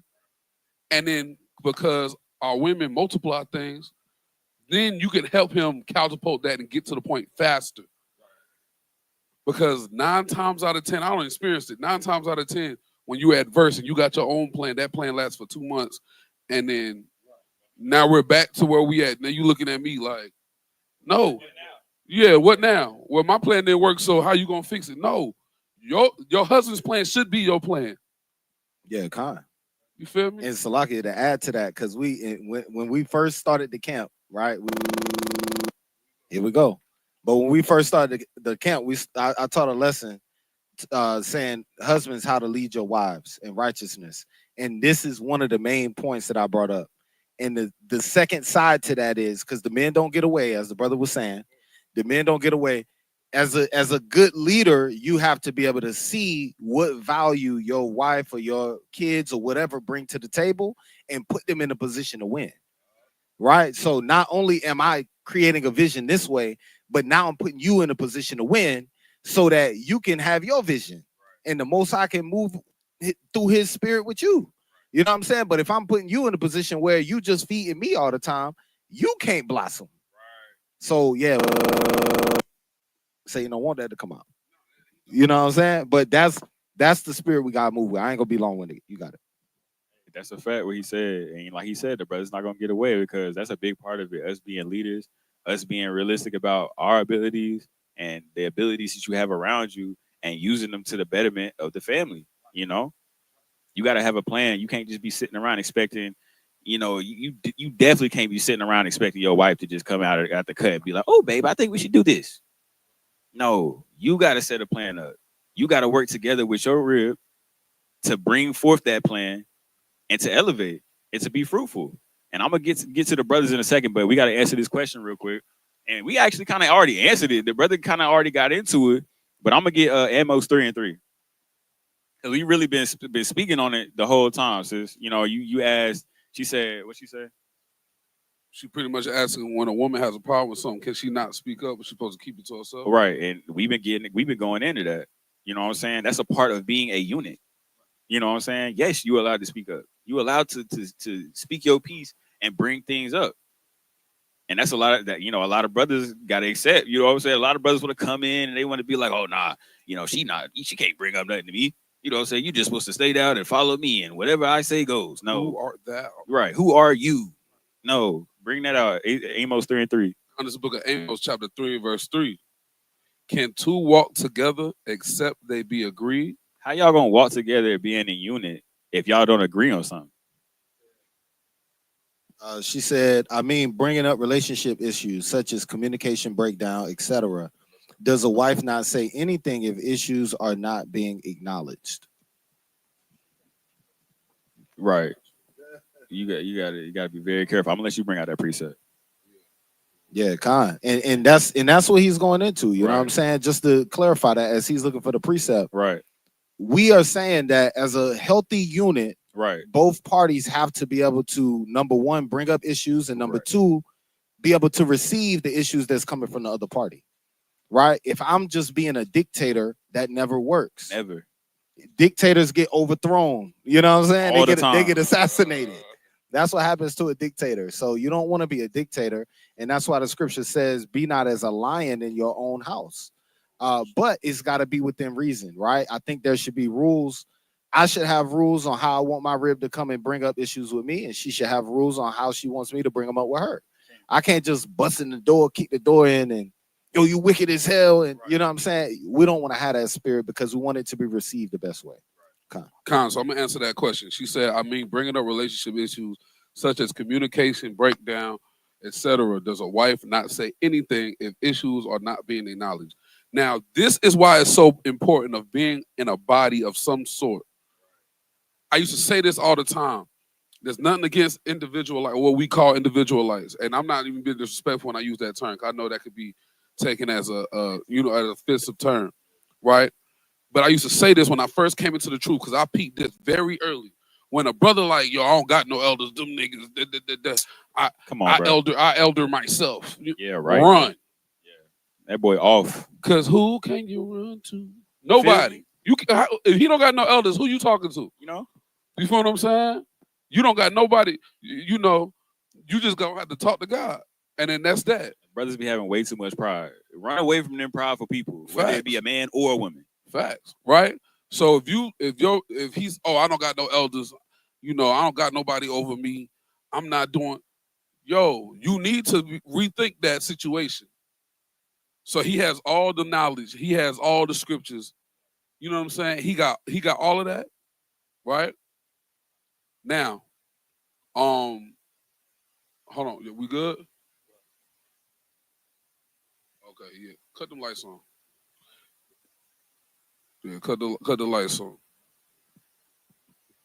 I forgot you can't be in here too late. All right. Is it gone? Go ahead, get it, Kakari. Whatever you see, just get it. But I'm gonna answer the question while we talk. It ain't nothing, y'all. Y'all relax, relax. Yeah, in the closet. All right. So this is why it's important to be in a body of some sort, right? Because you got to have somebody that you can answer to, right? So the Bible tells us how, gives us laws, gives us different ways on how to deal with each other, right? So let's get first. I want you to give me Sirach 32 and 19. Let's get Sirach 32 and 19.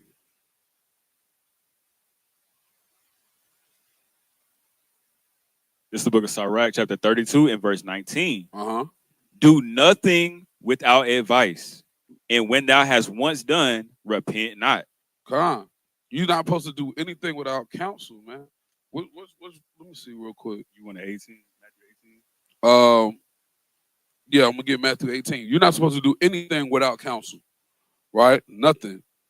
So this is why being a part of a body, having some sort of eldership is important because you can get some wise counsel, man. Right. Right?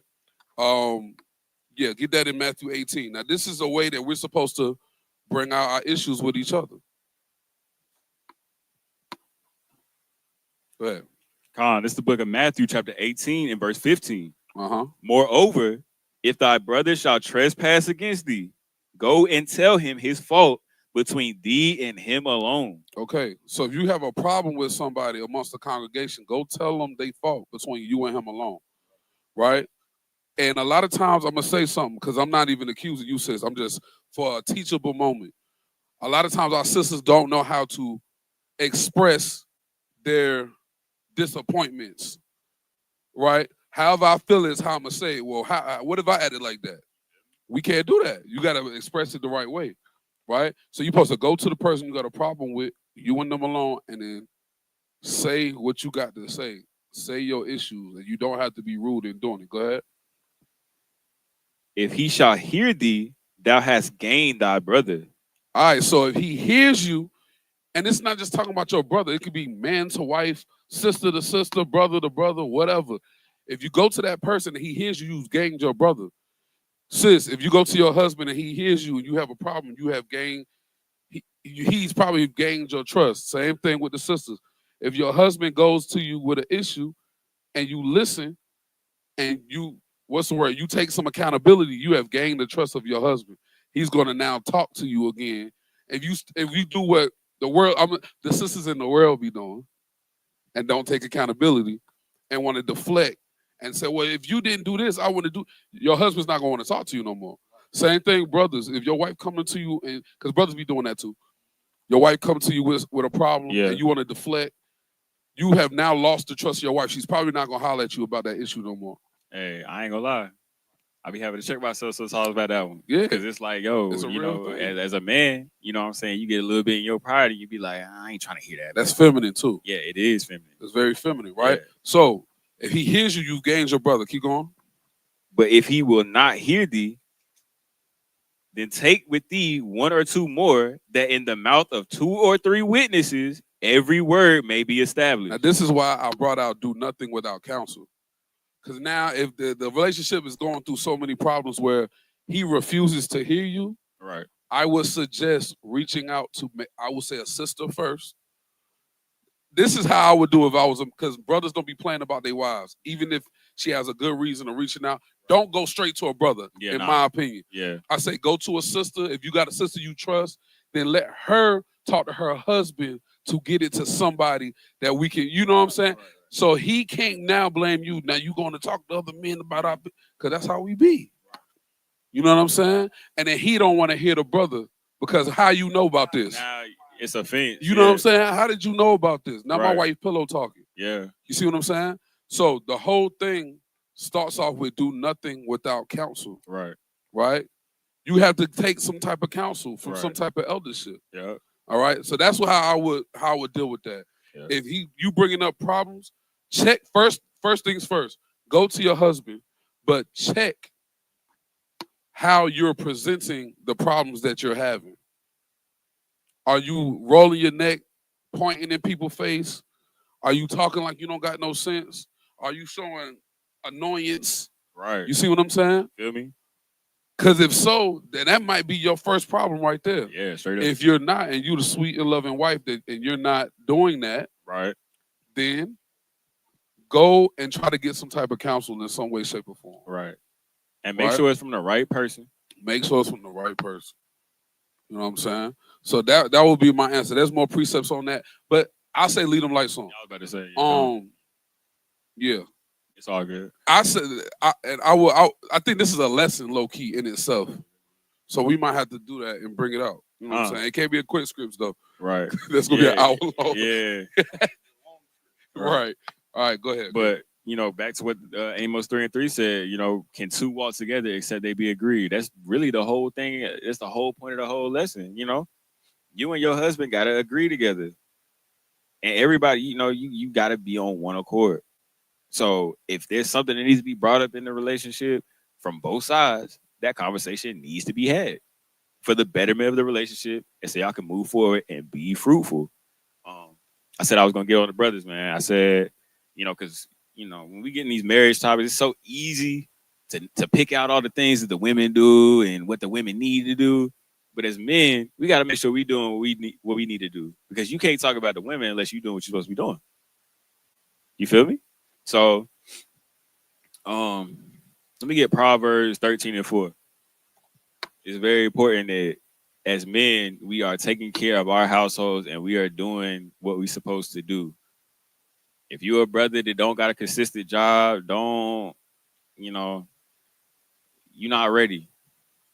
And it's it's hard for a lot of brothers to understand that, man. A lot of brothers, they got, temporary jobs, or they not really, building their finances up. They don't really got a car. They ain't got really anything, and they trying to get in a relationship. Yeah, and a second wife. And it's like the scriptures will tell you, and we're gonna get into it, that if a woman is maintaining you, things gonna go wrong. So as a man, you should never let yourself get into that situation. You need to be doing what you're supposed to be doing. So let's get that. God, this is Proverbs 13:4. The soul of the sluggard desireth and have nothing, but the soul of the diligent shall be made fat. Read it again. The soul of the sluggard desireth and have nothing, but the soul of the diligent shall be made fat. I'm telling you, man, you can't be a sluggard. Whether it's at your job, being in the truth, being in the camp, taking care of things in the household, you can't be lazy. You can't be a lazy brother. Women, you can't be lazy either. You know what I'm saying? Your man needs you to go and take care of the things in the house, wash the clothes, wash the dishes, cook, do all. No lip. Just do it. You feel me? No, just do it. Like, you know what I'm saying? Because as a man, we gonna do it. For the most part, men gonna do it. You know what I'm saying? We don't really have no choice but to go to work and provide. Because, how do you have a household when you ain't got no money? So it's on both sides. Ain't none of that lazy stuff, but you can't do that, especially as an Israelite. It should be no lazy Israelites. We should know by now, once we come into the truth, that that's it. Like, there's none of that. You feel me? You got to go get a job, maybe two, if it requires you. You know what I'm saying? If you try to get somewhere and you need them extra finances to get there, hey, bro, I don't care if you want to come to the crib and chill out after a long days of work at your first job. You got to do what you got to do. Go ahead and get that, and then. This is the book of Proverbs, chapter Sirach, Salaki. This is the book of Ecclesiasticus or Sirach, chapter 25 and verse 22. It says, a woman, if she maintaineth her husband, is full of anger, impudence, and much reproach. Amen.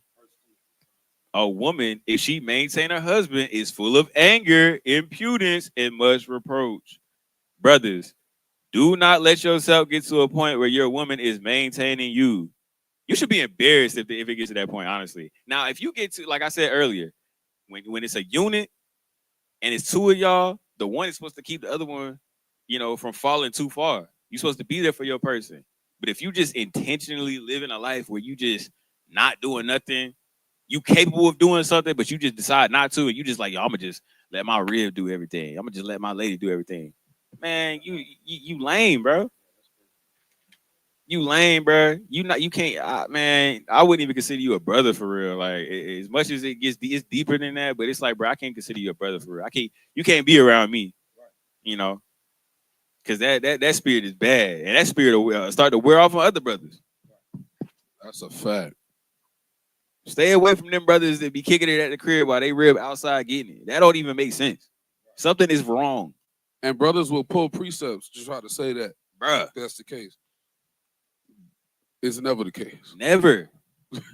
Like, where y'all getting this from?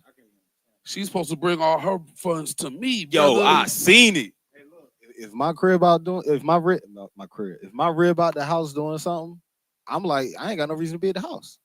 I'm be out doing something. Like, Bruh, that don't even make no sense. I don't Feel me? told you, bro. If my phone don't ring and my girl at a 9 to 5, and it just might be a slow day, I feel like I need to be doing something. I'm about to go build a clubhouse or something. Look. Hey, look. Hey, look. We was just talking about this earlier. I was joking with her. I was just like, hey, you'll maintain me. You'll take care of me. She said it out her own mouth. And that's how I know I'm doing something right. Boy, you wouldn't even let me do nothing like that. Because she know. That's the only right answer. Because no Right. ain't the answer. Right. And yes ain't the answer. Right. It should never even cross your mind that I would even go there. I'm the type to go get the second job. And that's just the duty of a man. That's the spirit of a real man. We talk about, oh, this is how a real man, this, that, and the third. No, a real man is a man who is not finna let his lady outwork him. Don't be that dude. You got to. Go ahead. And like he said, this ain't a woman bashing contest. It But ain't. when you have a man that's willing to work, he wants to be provide for the family and all of these different things. Going back to what we was talking about how you speak to your husband, you can speak life into this man and have him leave the house feeling like Superman, or he can be the brother that he moping out the house because nobody likes their job for real, and then they sitting in the car for an hour. You know he don't pulled up, and you wondering why he ain't came in the house yet.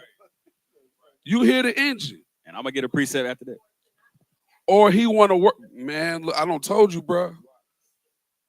I don't doggone stay going all day. The sun was down when I left, and it was down when I returned. You feel what I'm saying? Because this precept. Let's get Sirach 25 and 23. This is for the women with hard-working husbands, not the ones with the lazy husbands. The ones who got hard-working husbands that want to be outside. They want to do the work of the Lord. They want to do the work of the Lord. They want to do the work that takes care of you. Right.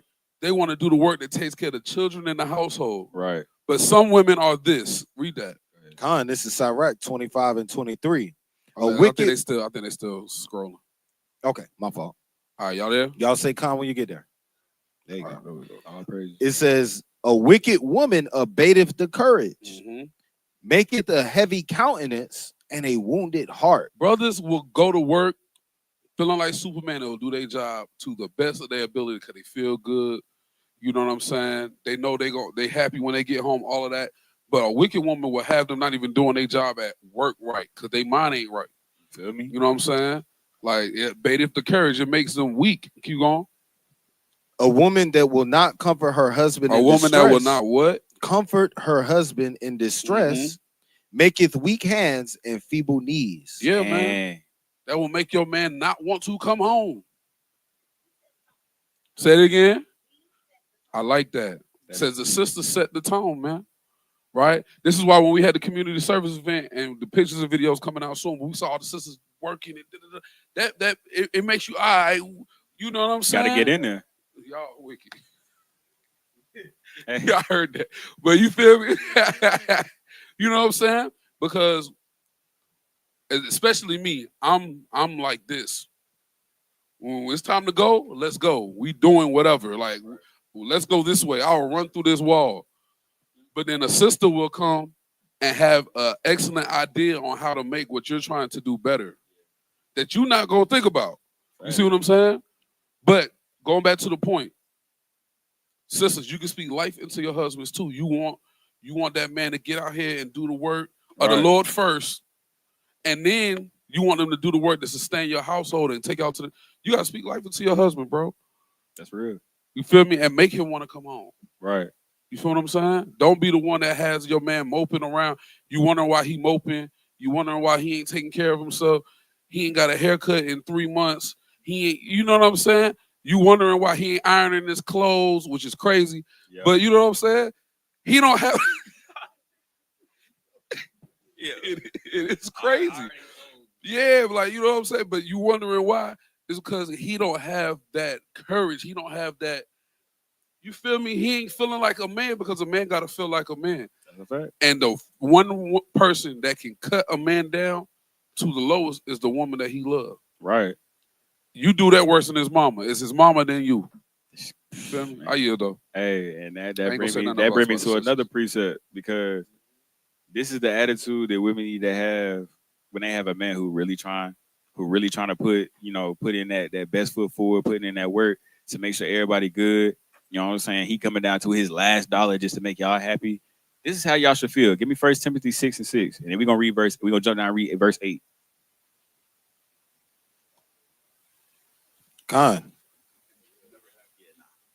It's the book of 1 Timothy chapter 6 and verse 6. Yeah, and then we're gonna jump down to verse 8. Khan. 1 Timothy 6 and 6. Y'all say Khan when you got it. I'm pull it up on the screen. Sisters, y'all gotta, be appreciative. Accept, be humble and appreciative, and not be that woman that wants to nag because, oh, you haven't done this yet, you ain't got me here yet, this, that, the third. Look, you got a man in your life that actually care about you and is trying and is doing what he's supposed to do. This is how you should be moving. Go ahead. Khan. It says 1 Timothy chapter 6 and 6, but godliness with contentment is great gain. Godliness with contentment is great gain. Be content with what you got.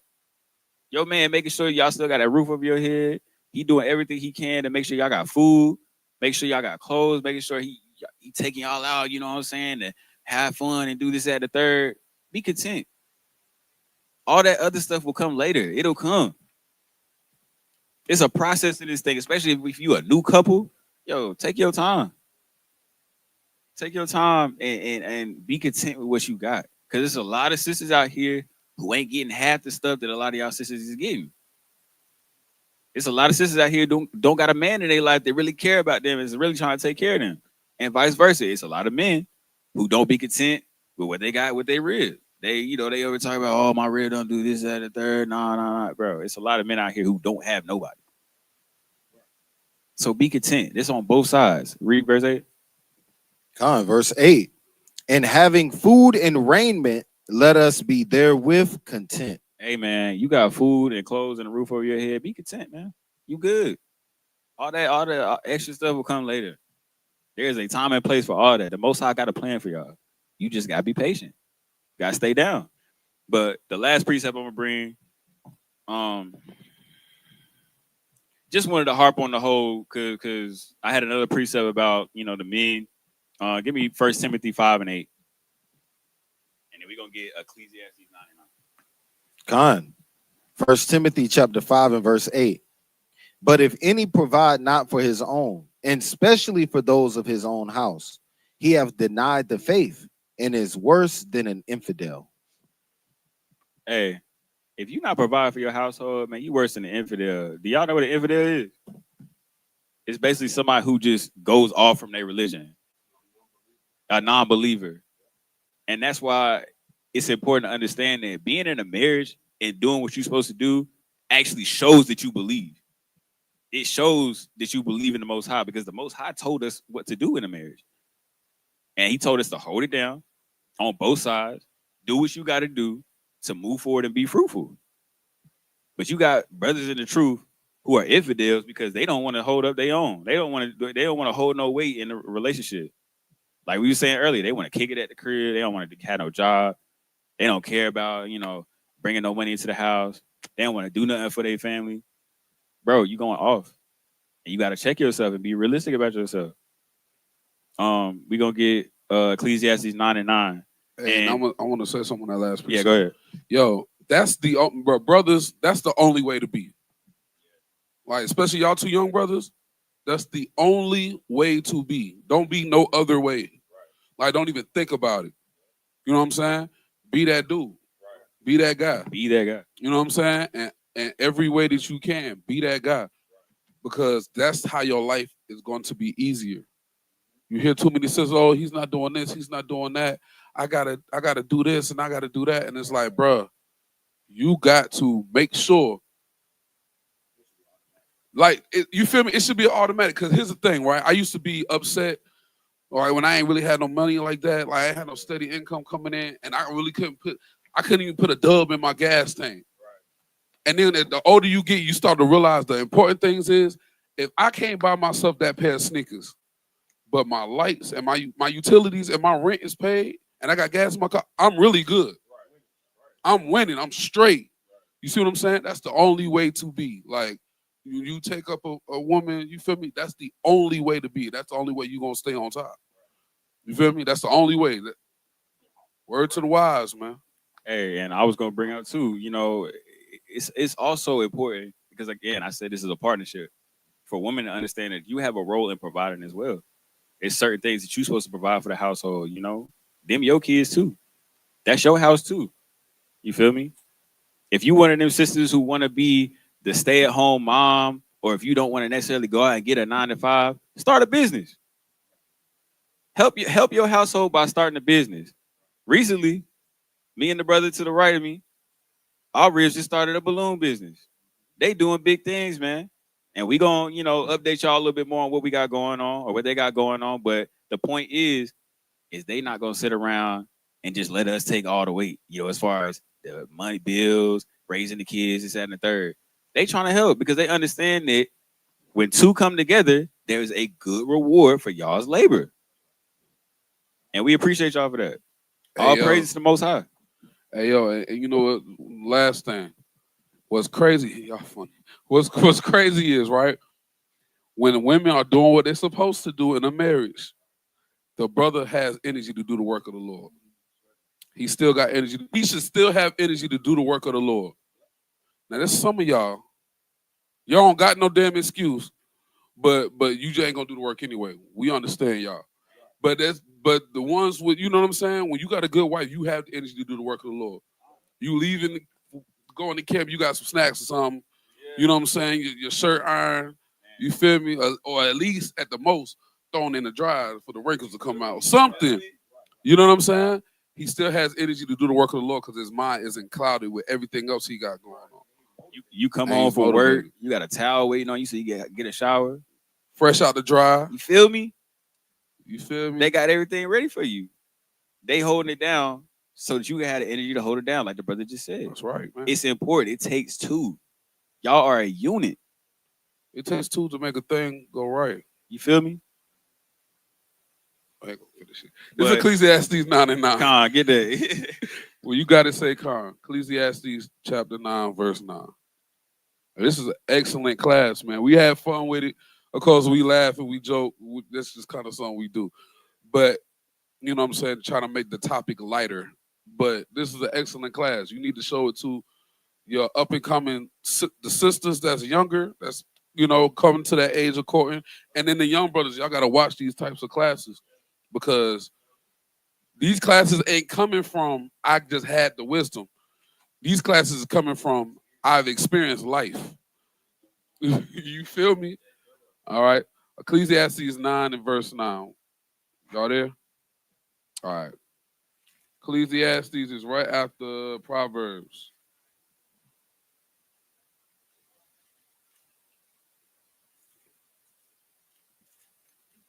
Sister Josephina said her mom is enjoying the lesson, brother. All praises. Hey, all praises. Tell your mother, hey, we miss you, your sister Josephina, pull up to the school. But hey, it's more where that came from. Right. We live from the school every Saturday. Come on. And we need the sisters at the school. I'm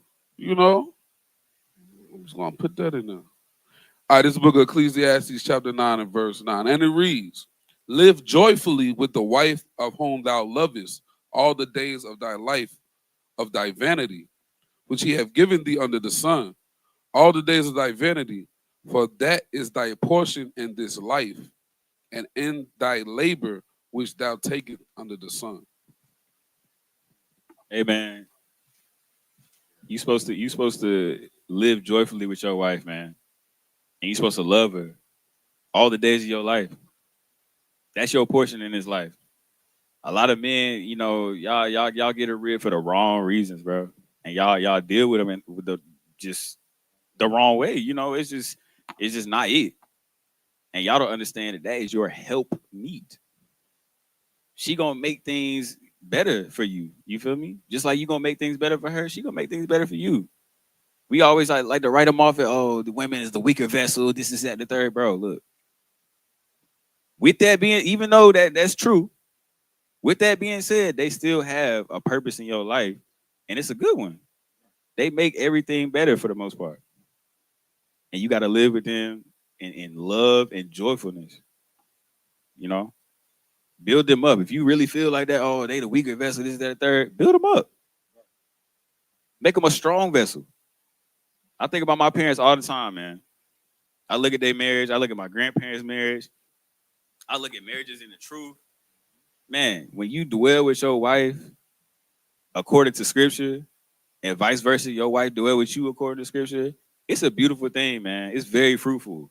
You can make things happen. You get things done. The future is bright for y'all as long as y'all doing everything according to the Most High. And that's why we had these lessons. You got a preset? 22. This is the book of Proverbs, chapter 18 and verse 22. One of the sisters wanted to bring the precept out. When everybody has to say, Con. All right, this is the book of Proverbs, chapter 18 and verse 22, and it reads, whoso findeth a wife findeth a good thing, and obtaineth favor of the Lord. Amen. So you find a wife, you found a good thing. That's a good right? thing. It says, hey, we got now, I'm sorry, we got to get it. We got to get it, man. Right? Because the Bible tells you what your wife is supposed to be. Right? I'm going to get Sirach 36 and 24.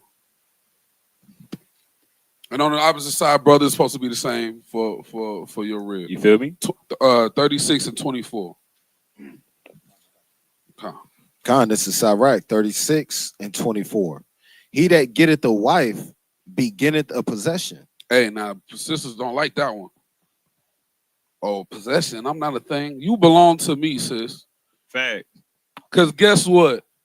What I own, what I possess, I take care of. Right. I possess my car. For sure. It gets oil changes. I get it detailed, do I not? Or I ain't did it last week. But still, I've been busy. You know what I'm saying? But I take care of it. Straight up. You see what I'm saying? My son is my possession. I take care of him. You feel me? You feel what I'm saying? Whatever it is. That's fine. Right? Whatever it is, what I possess, I take care of. So if you don't want to be my possession, that's fine. I don't possess you. Why am I taking care of you? Right? When a man gets a wife, he gets a possession. Go ahead. A help like unto himself. She's supposed to help you like you would help your own self. Fact. So, like the precept the sisters brought out, that's how you a good thing, because you're gonna help me like I would help myself. Right. So if I'm stressed out, I'm slacking on something I was supposed to do, you already don't saw like, yo, he ain't even on his stuff right now. Yeah. Like, let me handle that, and now I come to like, oh, sure, I'm supposed to do. Oh, I already did it. Right. You see what I'm saying? Facts. Right. Go ahead. And a pillar of rest. No, a pillar of stress. Ooh. A pillar of rest. A pillar of duress. I love that. A pillar of rest. It's supposed to be a pillar of rest, man. What does a pillar do? A pillar holds things up. Right. You see what I'm saying? There's pillars in these walls, or this ceiling would not stay up. Right. You see what I'm saying? A woman is supposed to be a wife, supposed to be a pillar of rest for her husband. Because you low key, while you thinking that you don't have a strong stance in the community, you low key holding your husband up because all the stress that he got. You feel me? You know what I'm saying? Right. So I thought about that precept when that came out. But that precept we just brought out in Ecclesiastes 9 and 9, right? Yeah. It said that live joyfully with the wife of whom thou lovest all the days of the life of thy vanity, which he hath given thee under the sun, all the days of thy vanity, for that is thy portion in this life. The Lord gave you a good marriage as your portion. That's Right. what you're supposed to have. Facts. You're not supposed to have a bad marriage, bro. Right. A good marriage and loving your wife all the days of your life is your portion. Right. What's better than that? You feel me? And notice how it says a good marriage, not a good situationship. For real. You know, not a good fling. A marriage. That means y'all locked in. And that brings me back to the verse that we started off with. Let's read it again. Ecclesiastes 4:9-12. God, this is a book of something going on. This is a book of Ecclesiastes, chapter 4 and verse 9. Two are better than one, because they have a good reward for their labor. For if they fall, the one will lift up his fellow. But woe to him that is alone when he falleth, for he have not another to help him up. Again, if two lie together, then they have heat. But how can one be warm alone? And if one prevaileth against him, two shall withstand him. And a threefold cord is not quickly broken. Amen. Brothers, get you a wife. Women, get you a husband. Make sure y'all on one accord. Y'all stick together and do that thing, man. That's all this class is about, man. I want to see more unity in the marriages. I want to see more marriages. You know? All that stuff for the world, we done with that, man. We trying to build. We trying to build the community. We trying to be fruitful. You can't do that if you ain't having no marriages. So that's all I got for y'all. You know, I love y'all, man. We at the school every Saturday, you know, doing our thing, man. So y'all tap in with us. And we're gonna close it out with Daniel.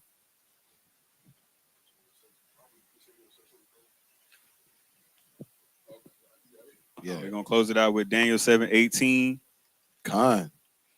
This is the book of Daniel, chapter 7 and verse 18.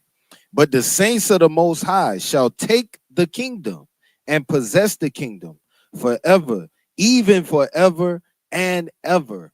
By Hashem Hamashiach Yahweh Shai. Hey, we love y'all, man. Be blessed. See y'all next Shabbat. Shalom.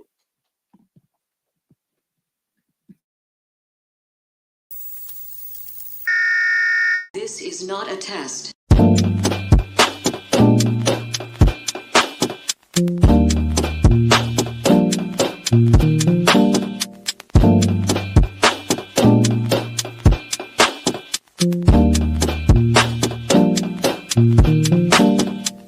Black skin, black sauce, black Jesus, black music, black skin, black sauce, black Jesus, black music, black skin, black sauce, black Jesus, black music, black skin, black sauce, black Jesus, black music, black music, black music, black music, black music, black music, black music.